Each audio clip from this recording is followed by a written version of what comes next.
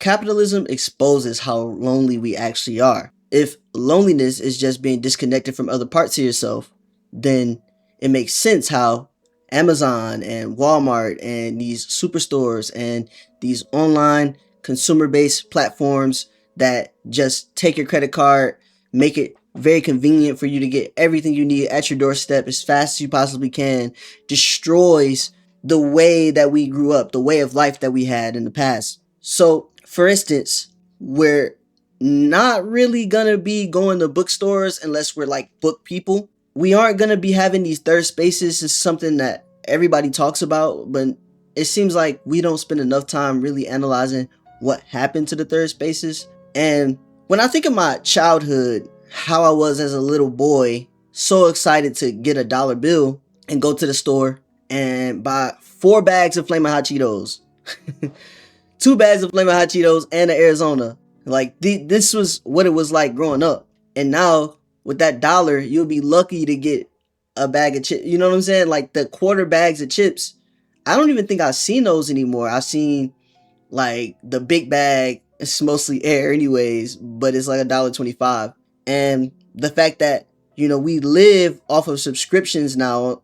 Most businesses are moving to a subscription-based model, which is just another thing that separates us from actual ownership. So one of the core parts of capitalism that makes a lot of sense is private ownership. But as monopolies grow bigger and stronger and the model with technology changes from going to the store and buying some DVDs to having a Netflix subscription, as those sort of things happen, right? Like, personal property seems like it's not even a thing anymore. If you can use things like Klarna to buy clothes, right?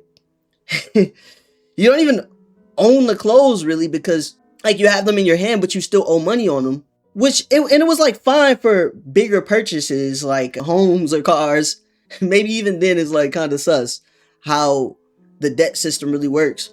But at least it was like a big enough purchase that it made sense. But we're trying to keep up with luxury as a people, yet when we look at our bank accounts, we can't afford it.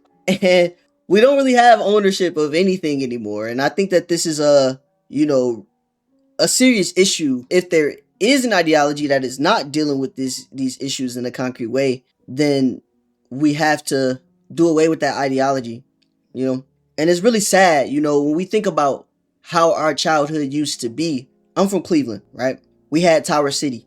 And in high school, I went to a high school downtown. To and from school, I had to catch the Rapid. We have a system called the Rapid. In order to get to the Rapid, you had to pass through Tower City. Now, Tower City was this beautiful, big building with all these different stores, food, and it was a nice place to hang out. It was that third space. And they recently just destroyed the fountain. Well, got rid of it at least. And there is no use for the building anymore. It's like a liminal space now. It's just like this big empty building that looks like it's from the past. When I think about the little boy, or at least the teenage boy, that traveled through that building, I think about all of the memories I made.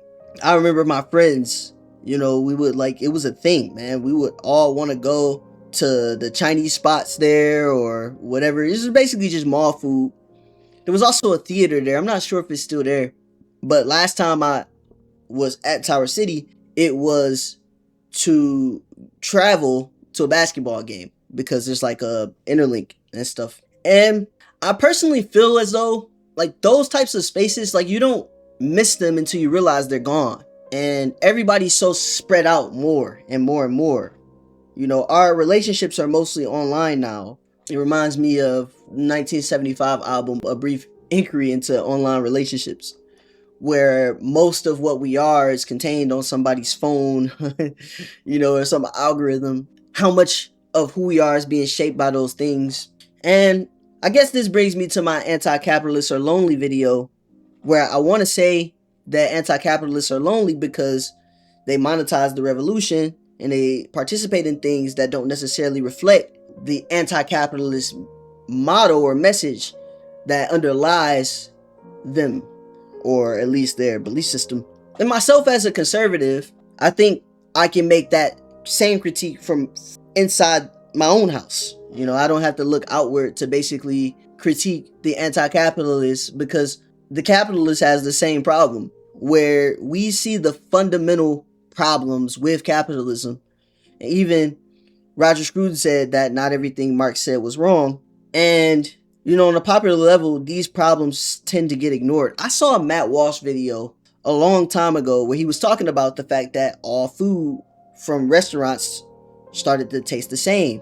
And this is what I mean. It's weird because it's like he won't say what the problem is. It's monopolies, it's capitalism, it's the profit model, it's trying to make as much money as you can, it's greed.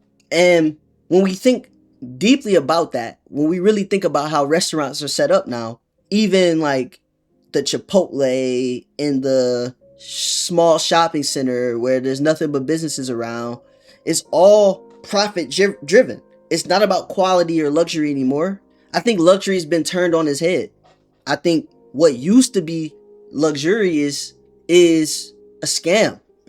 I was talking to my mom about this as well, where, most people can go to a nice restaurant, spend a bunch of money. The nice restaurant used to be the thing to do, but most people, those same people who can afford a nice restaurant, a $300 dinner for two, can't host, in their own homes. And so the real luxury is being able to host in your own home. And I guess it's just a lot to think about, because whatever I'm trying to grasp, whenever I'm trying to grasp it, is always out of reach, it seems like, in a capitalist society.